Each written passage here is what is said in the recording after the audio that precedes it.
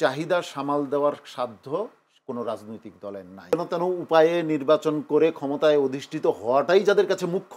এটা বলে কি আপনাকে আসলে নির্বাচন পিছিয়ে দিতে চান? যদি আমরা নির্বাচন পিছাতেই চাইতাম তাহলে তো আমাদের নির্বাচনী প্রস্তুতি আমরা গ্রহণ করতাম না। আমরা স্বাক্ষর করেছি মানে যে এইটা আমাদের মানে আইনি ভিত্তি ছাড়া এটা করে দিব আর আমরা স্বাক্ষর করেছি বলে সব হয়ে গেছে। আইনি ভিত্তি দেওয়ার জন্য তো একটা প্রসেস দরকার। কিন্তু এনসিপি তো করেনি। তার দাবিতে তো অনড় ছিল। তাদের স্ট্যান্ড তাদের কাছে, আমি তাদেরটাকে সমালোচনা করব না। কিন্তু আমরা মনে করেছি যে যেহেতু আইনি ভিত্তিতে যাওয়ার জন্য একটা আমাদের ধারাবাহিকতা দরকার। স্বাক্ষর করলাম, এখন আইনি ভিত্তি দিবে। কিন্তু যদি এই স্বাক্ষরের মধ্য দিয়ে মনে করা হয় যে এর আইনি ভিত্তির দিকে না অগ্রসর হয়ে যেন তেন উপায়ে আবার একটা কিছু করা হবে, তাহলে আমার মনে হয় যে আমরা হুমকি দেওয়ার দরকার নাই বা আমাদের কি করব না শেষ। কেউ কেউ বলছেন এটা আপনাদের রাজনৈতিক স্ট্যান্ডবাজি হতে পারে। তারা যদি এটা মনে করে শান্তি পান তাহলে তো ওটা মনে করুন। কিন্তু আমি বলে দিচ্ছি, যারা এইভাবে যেনতেন প্রক্রিয়ায় ক্ষমতায় যাবেন তাদের জন্য সামনের দিনগুলো হবে ভয়াবহ। কেন? নির্বাচনে গেলে না, যদি এভাবে মানে যেনতেন উপায়ে নির্বাচন করে ক্ষমতায় অধিষ্ঠিত হওয়াটাই যাদের কাছে মুখ্য, তারা ক্ষমতায় অধিষ্ঠিত হলে তারা নিশ্চিত জানবেন তারা অনেক বড় প্রতিকূলতার মুখে পড়বেন। কেননা তারা, যেটা আমরা বলেছিলাম, যদি পিয়ার হতো তাহলে সকলের অংশগ্রহণ সংসদে থাকতো, একক কোনো দলের উপর মানুষের ক্ষোভ আসতো না। কিন্তু এখন একক কোনো দল যদি ক্ষমতায় যায়, সেই দল এত চাহিদার মুখে পড়বে যে চাহিদা সামাল দেওয়ার সাধ্য কোনো রাজনৈতিক দলের নাই। একার পক্ষে সম্ভব না। যদি পিয়ার পদ্ধতিতে সম্মিলিতভাবে যায় তাহলে সম্ভব। হ্যাঁ, সেটা হয়তো ইতিবাচক। কিসের ভিত্তিতে বলছেন এটা?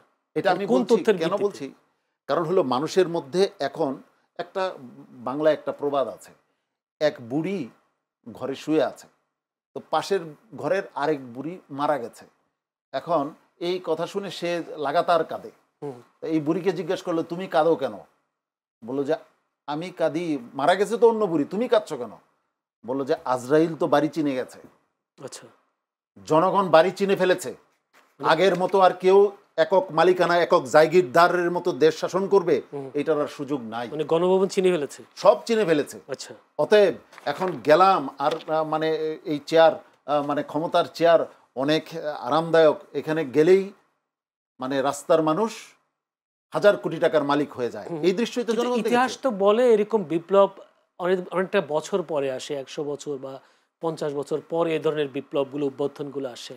আপনারা কেন আশা করছেন যে পরবর্তী সরকার ক্ষমতায় গেলে আবারও অভ্যুত্থান হবে, মানুষ তাদেরকে তাড়ানোর জন্য উঠে পড়ে লাগবে? হ্যাঁ, আপনি চমৎকার বলেছেন, কিন্তু এখানে একটু ভুল আছে।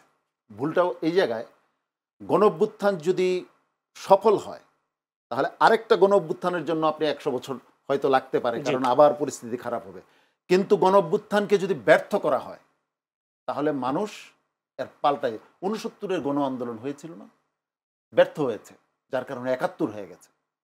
যদি 24-এর এই গণঅভ্যুত্থান ব্যর্থ হয়, মনে রাখতে হবে এরপরে আর গণঅভ্যুত্থান হবে না, এরপর হবে গণবিপ্লব। এবং আমি একেবারে সুস্পষ্ট ভাষায় বলতে চাই, এই যত রাজনৈতিক মানে টানাপোড়েন, এগুলি জনগণ আর শুনতে চায় না। জনগণের ভাগ্যের পরিবর্তন এই সমস্ত রাজনীতির মাধ্যমে হবে না। যারা এই সমস্ত রাজনীতির মাধ্যমে এই স্বাধীনতার পর থেকে আজ পর্যন্ত জনতার ভাগ্য পরিবর্তনের ফাঁপা বুলি শুনিয়ে এসেছে, তারা জনতার কিছুই করতে পারে নাই, বরং জনতার টাকা লুট করে তারা বিদেশে টাকার পাহাড় জমিয়েছে। অতএব আমরা মনে করি, ইসলামী আন্দোলন বাংলাদেশ মনে করে, যদি আসলেই মানুষের ভাগ্যের পরিবর্তন ঘটাতে হয় তাহলে আদর্শিক পরিবর্তন লাগবে।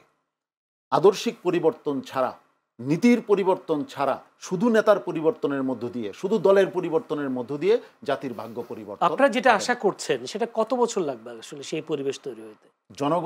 জনগণ প্রস্তুত হলেই এটা হয়ে যাবে। জনগণ প্রস্তুত হচ্ছে। কতদিন লাগতে পারে? আপনাদের একজন রাজনীতি করেন, সেই হিসেবে আমাদের তো জানার ইচ্ছা, আসলে যেই পরিবেশের কথা বলছেন, এই 18 মাস প্রায় পার হয়ে গেছে এই সরকারের, 18 মাসের কাছে, দুঃখিত 12 মাসের কাছে পরে, কিন্তু এই আর কতদিন লাগবে এই পরিবেশ তৈরি করতে? আপনারা কি মনে করছেন যে এটা বলে কি আপনারা কি আসলে নির্বাচন পিছিয়ে দিতে চান? না, আমরা নির্বাচনের বিষয়ে তো আমাদের কোনো বক্তব্য আমরা নির্বাচনের প্রস্তুতি আমাদের সব নেওয়া আছে বহু আগে থেকে। আমরা আমার মনে হয় সব রাজনৈতিক দলের আগে ইসলামী আন্দোলন বাংলাদেশ তার নির্বাচনী প্রস্তুতি সম্পন্ন করে রেখেছে। যদি আমরা নির্বাচন পিছাতেই চাইতাম তাহলে তো আমাদের নির্বাচনী প্রস্তুতি আমরা গ্রহণ করতাম না। আমরা যেটা সতর্ক করছি যে রাজনৈতিক দলগুলোকে ভুল পদক্ষেপ নেবেন না, আপনারা গণভোটটা দেন এবং জনগণের যে দাবি, যে জনগণের ক্ষমতায়নের যে দাবি পিআরের বিষয়টা আপনারা আসুন একমত হই। যদি তারপরেও তারা একমত না হন, তারপরেও কি আমরা কখনো বলেছি যে আমরা নির্বাচন হতে দেব না বা নির্বাচন পিছিয়ে দেবো? এটা বলেছে তো নির্বাচন নাও হতে পারে, বলেছেন তো। না হতে পারে, হয়তো অন্য কোনো কারণে কারণে। ধন্যবাদ। একটু